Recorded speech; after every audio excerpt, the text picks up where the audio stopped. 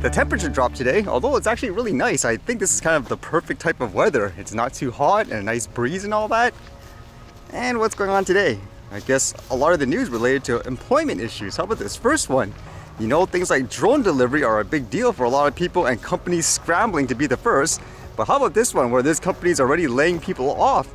This one says Walmart-backed DroneUp is cutting jobs as drone delivery market struggles.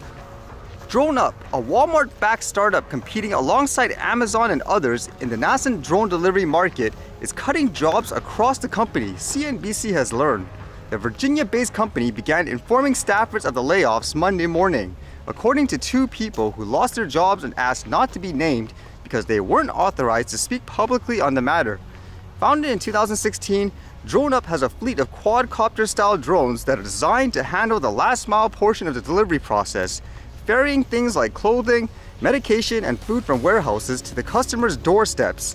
The layoffs come as the tech industry continues to downsize and were part of the company's decision to focus more on its delivery hubs, a network of facilities for on-demand orders in the US. DroneUp is moving away from enterprise services like construction and real estate monitoring, aerial data capturing, and marketing, the ex-employee said. So that makes me wonder if the business is actually dying per se, it's not as profitable, or as it kind of indicates here, whether or not they're just deciding to axe the other departments that aren't as fruitful to their long-term vision.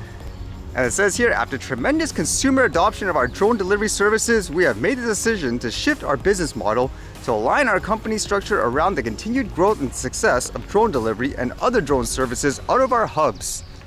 And they go on to say, I guess despite the layoffs, they will eventually be hiring even more people that they let go. I would imagine, again, it's to add more people to their drone delivery department. It makes me wonder too, with a lot of drones being more autonomous and them developing hubs, will that eventually be the case where there will be no, for example, requirement for a quote drone pilot in their business because everything will be automated. So it'll be interesting to see how that goes. And then I read this one, which dealt with employment issues as well, but it didn't even sound like it was real at first. This one says, an IT worker who has been on sick leave for 15 years sued IBM for not raising his $67,000 salary while he was off work. A judge threw out the case. Sick leave for 15 years? A British IT worker who has been on sick leave since 2008 sued IBM for not giving him a pay raise during the time he was off work. But an employment judge struck down the case, saying the claims did not amount to disability discrimination and that, if anything, the worker had received favorable treatment according to a ruling published last week. Ian Clifford, 50, started sick leave in September 2008 for mental health-related reasons and was still off work in 2013. Having been diagnosed with stage 4 leukemia when he raised a grievance that he had not received a salary increase or vacation pay during those 5 years, per the Telegraph. In April 2013, Clifford reached a compromise agreement with IBM that meant he was put on the company's sickness and accident plan, which entitled him to receive 75% of his salary until he retired or otherwise ceased to be in the plan. Under the plan, he would receive £54,028 or $67,732 per year until he turned 65. But in February 2022, Clifford took IBM to an employment tribunal with disability discrimination claims similar to those in his 2013 grievance. He said he was treated unfavorably because he had no salary increase since joining the plan in 2013. So am I understanding this story correctly? Maybe it works different in other places around the world, but when you're on sick leave, you're basically not working, correct? So wouldn't this mean the guy was home for whatever, like 15 years and he's been collecting a salary for essentially doing nothing and recovering? And within those 15 years, he hasn't got a salary increase. Well, because he wasn't quote working, he's demanding that it should be increased so he should get more compensation for the sick leave. Well, that doesn't sound real, does it? Is that the way it works in some places? I'm surprised he still has a job, but I would imagine just because of things like discrimination laws, you can't fire people over things like that. I would imagine it would be along the lines of like what? Let's just say somebody became pregnant and they went on a leave, then all of a sudden you say, oh, I'm firing you because you're pregnant. I would imagine in most places the companies would be sued to the oblivion, I guess. And his reasoning for, I guess, suing them, it says Clifford told the Telegraph that he took legal action not because he was, quote, greedy, but because he wanted to provide financial security for his family and his son, who was at university. He added, your mortgage doesn't go down because you are sick. He said that he had already appealed the ruling per the Telegraph. Clifford and IBM did not respond to the request for comment. I personally think that's kind of strange, and I don't think his argument is really valid in context of everything. For example, saying he needs to do this for his son and all that because the cost of living has increased.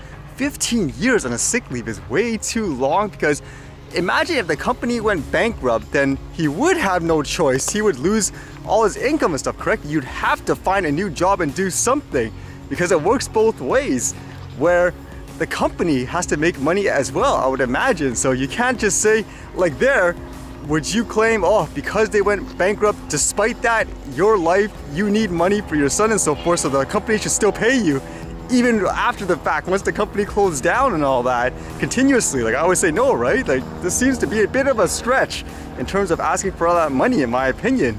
It makes me wonder too, during this time, since it's been so long, did the company ever ask him, or he offered to change his position into something else that he could do? For example, if he's stuck at home, could he answer emails like a customer service agent versus whatever it was he was doing? Because again, that's crazy to think someone would be on sick leave for that long.